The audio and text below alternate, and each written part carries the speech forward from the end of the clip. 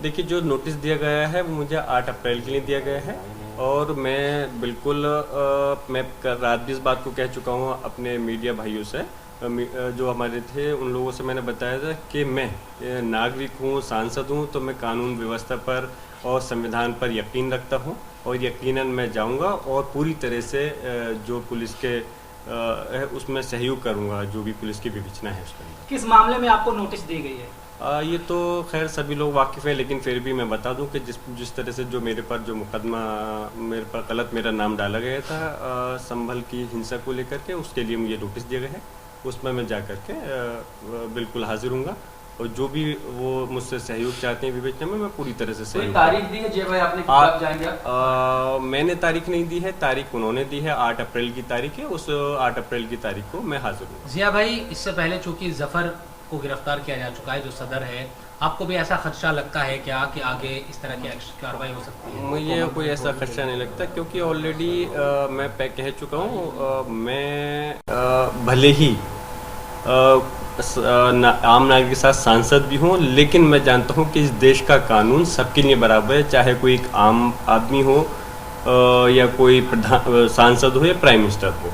लेकिन क्योंकि मैंने कुछ गलत नहीं करा, तो इसलिए मुझे कोई वो नहीं है जो कि मेरे साथ में किसी प्रकार की कोई गलत बात हो सकती है। आपके घर पर भी कई दिनों से हम देख रहे हैं कि नपाई या और चीज़ें हो रही है, इससे पहले भी कई चीज़ें होती रही है।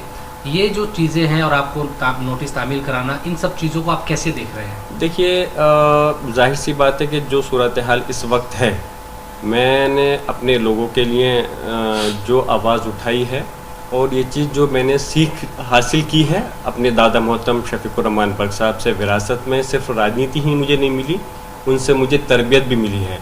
उनसे मैंने ये सीखा है कि किस तरह से राजनीति करनी है और किस तरह से अपने लोगों की मदद करनी है, किस तरह से अगर जुल्म ज़्यादती हो तो कहाँ हमें अपने लोगों का साथ देना है, चाहे वो अपनी कौम से मुराद है। जहाँ मेरे मुस्लिम समाज पर अगर कोई ज़्यादती होती है तो यकीनन मैं उनके साथ खड़ा हूँ, लेकिन उसके साथ साथ मेरा मज़हब भी सिखाता है और मेरे दादा मोहतरम ने भी मुझे हिदायत की है कि अगर किसी दूसरे संप्रदाय, दूसरे समुदाय के साथ में भी अगर कुछ गलत ज़्यादती होती है, उनके साथ भी मैं वैसा ही खड़ा हूँ। इसलिए मैंने जैसे बताया कि जो भी जिस तरीके की अगर ज़रूरत है तो मैं उनकी मदद कर रहा हूँ। इसलिए मुझे ये परेशानियों का और गलत तरीके से जो मेरे साथ में ये तरह तरह के नोटिस, चाहे वो मेरे घर को लेकर हो, लाइट को लेकर हो, हर आदमी जानता है और इसको पूरा देश देख रहा है। देश के साथ साथ बल्कि मैं कहूँगा दुनिया देख रही है किस तरह से सच और हक की आवाज़ को उठाने पर परेशान किया जाता है। लेकिन अफसोस इस बात का है कि अगर किसी आम नागरिक को इस तरह से परेशान किया जाता तो बात अलग थी। एक लोकसभा क्षेत्र से चुन करके मैं इस देश की सबसे बड़ी पंचायत के अंदर पहुंचा हूं, वो उसके बाद में एक सांसद को सही बात कहने पर अगर मेरे पर कोई गलत क्रिमिनल मुकदमा होता, कोई मैंने बड़े भ्रष्टाचार किए होते, तो तब मुझे कोई परेशान किया जाता, कोई कार्रवाई होती, तो तब मुझे किसी तरह की कोई शिकायत नहीं थी।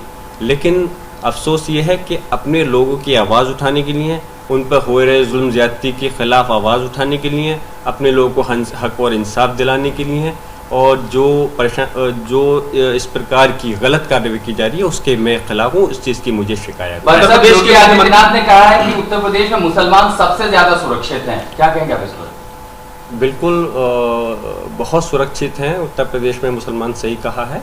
और अभी हमारे संभल के अंदर किस तरह से 5 लोगों की जान गई है, आप लोगों ने खुद देखा है। और जिस तरह से लोगों के साथ हमारे इस प्रदेश के अंदर हमारे जो धार्मिक स्थल हैं उनके पर आए दिन परेशानियाँ हमें उठानी पड़ रही है, और किस तरह से लोगों को आए दिन झूठे मुकदमे में उनके खिलाफ झूठे मुकदमे लिखे जाते हैं। तो इसलिए इस चीज़ के लिए ये चीज़ सबके सामने है, मुझे ज़्यादा कुछ कहने नहीं। संभल में जो खुदाई हो रही है, उत्तर प्रदेश के मुख्यमंत्री योगी आदित्यनाथ कह रहे हैं कि 54 तीर्थ स्थलों की पहचान हो गई है, जितने भी होंगे ढूंढेंगे और सब निकालेंगे और दुनिया को दिखाएंगे कि संभल की सच्चाई क्या है। जिसकी एक कहावत आपने सुनी होगी, शायद मुझे कहनी चाहिए नहीं है, जिसकी लाठी उसकी भैंस। इस वक्त सरकार है उनकी 54 नहीं, वो 154 भी निकाल सकते हैं और जैसे चाहे खुदाई कर सकते हैं। इसमें हम लोग जनता तो इस टाइम मायूस है, वो क्या कर सकती है, वो तंत्र से कैसे मुकाबला कर सकती है। और ख़ास तौर से मैं आपको बताता चलूँ, हमारी जनता, हमारा समुदाय जो है वो कतई भी इस देश के कानून को, संविधान को पर यकीन करते हैं, उसको तोड़ना नहीं चाहते, कानून अपने हाथ में नहीं लेना चाहते।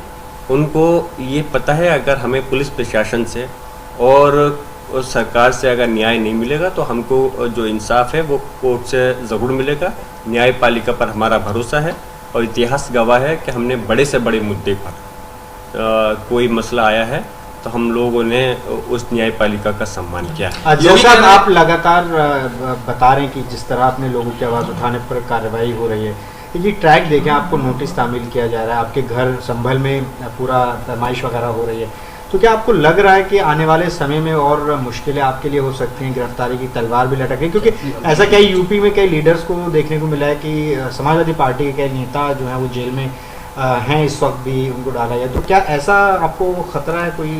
देखिए मैं बताऊं, सबसे पहला मेरा एक ये सोच है, मेरा ईमान है कि मुझे यकीन है कि अल्लाह मालिक है और अल्लाह जो करेगा बेहतर करेगा। और जब मैं इस जगह चुन करके पहुंचा हूं तो अगर मैं अपने लोगों की आवाज़ नहीं उठाऊंगा तो मैं ख़ुद अपने आप को कभी माफ़ नहीं कर पाऊंगा। इसलिए क्योंकि जब मैं यहाँ पहुँचा हूँ तो फिर कल को मैं क्या जवाब दूंगा? मेरा मकसद सिर्फ पहुँच करके सिर्फ मान सम्मान और इस देश की सबसे बड़ी पंचायत में पहुँच करके अपने होठों को सिलने के लिए नहीं, सिर्फ इस देश के जो लोगों की खून पसीने की कमाई है उससे तनख्वाह हासिल करना नहीं है, सिर्फ मुझे ये नहीं है कि एक जो ताकत है वो मुझे हासिल हो गई है। मेरा पहुँचने का मकसद ये है, जो दादा मोहतरम वर्क साहब से मैंने सीखा है कि जब मैं इस जगह पहुंचा हूं तो जो मेरा मकसद है इस सांसद होने के नाते उस चीज़ को पूरा करूं। और वो मकसद तभी पूरा होगा कि जब अगर कहीं कुछ गलत होता है, और ये सिर्फ विरासत में दादाजी से तो मिला ही, मेरा मज़हब भी सिखाता है, और सबसे बड़ी मजबूत बात है कि हमारा संविधान भी यही है कि अगर हमारा मजबूती के साथ में हम अगर कोई गलत होता है पुलिस प्रशासन सरकार के द्वारा तो हम उनको आईना दिखाएं, उनका विरोध करें। और इसलिए मैं गलत का जवाब, मैंने मुकाबला मैं कर रहा हूं, जवाब दे रहा हूं। और कोई अगर कार्रवाई होती है तो पूरा प्रदेश देश देख रहा है। इंशाअल्लाह ताला मैं अपने लोगों की आवाज़ को किसी डर के भय के आगे उठाने में मैं बंद नहीं करूंगा, उनके लिए मजबूती के साथ में उनकी आवाज़। अगर मस्जिदों में रंग चला गया तो क्या हो गया? ऐसा सीएम योगी कह रहे हैं कि अगर मस्जिद पर रंग चला ही गया तो क्या हो गया? हिंदुओं से ज़्यादा तो मुसलमान रंग बिरंगे कपड़े पहनते हैं। होली काफ़ी चर्चा में रही संभल में अनुज चौधरी के बयान के बाद। देखिए अफसोस है कि जहाँ पर चाहे इस प्रदेश देश के मुख्यमंत्री हों या प्रधानमंत्री जी हों, सब लोग कहते हैं कि कोई नई परंपरा नहीं होनी चाहिए और नई परंपरा नहीं होनी चाहिए। और फिर मैं पूछता हूँ कि किसी की हमारा देश के अंदर जो एक आज़ादी है धार्मिक, उसकी आज़ादी का मतलब ये नहीं है। अब एक छोटी सी मिसाल देता चलूँ, आप मुझे मैं बता, अभी फ़िलहाल महाराष्ट्र के अंदर सिर्फ एक बात बोलने पर एक जो कुणाल नाम, आई थिंक कुणाल कामरे, उन्होंने जो कुछ कहा तो एक इस वहाँ के उप मुख्यमंत्री जी को इतना बुरा लगा कि मुकदमा दर्ज करा दिया गया। तो मैं पूछना चाहता हूँ, अगर एक छोटी सी बात कहने पर बीजेपी के सहयोगी दल के उप मुख्यमंत्री हैं, उन्होंने इसलिए मुकदमा दिया कि उनकी भावना आहत हुई, और वो भावना धार्मिक नहीं सिर्फ है, तो फिर ये बताइए कि अगर किसी के धार्मिक स्थल पर रंग डाल दें तो क्या उनकी भावना आहत नहीं होगी? तो अफसोस है कि इस प्रकार की बात नहीं होनी चाहिए।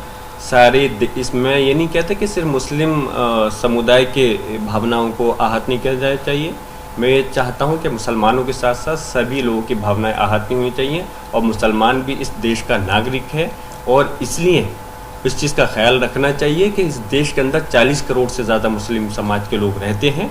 उनको किसी तरह से धार्मिक स्थल हो या हो, उनको पूरी ये आज़ादी सिर्फ कहने के लिए नहीं बल्कि दिखने के लिए भी सुनिश्चित होनी चाहिए। अंतिम सवाल है सांसद जी कि मथुरा में जो मसला चल रहा है उसको लेकर सीएम योगी ने कहा है कि ये मामला तक वहाँ बहुत कुछ हो जाता है, तो मैं कोर्ट का सम्मान करता तो मैं तो पहले भी इस बात को कह चुका हूँ कि मैं और हमारा समुदाय, हमारे मुस्लिम समाज के 40 करोड़ से ज़्यादा लोग इस देश के कानून संविधान पर और माननीय न्यायपालिका पर विश्वास यकीन करते हैं।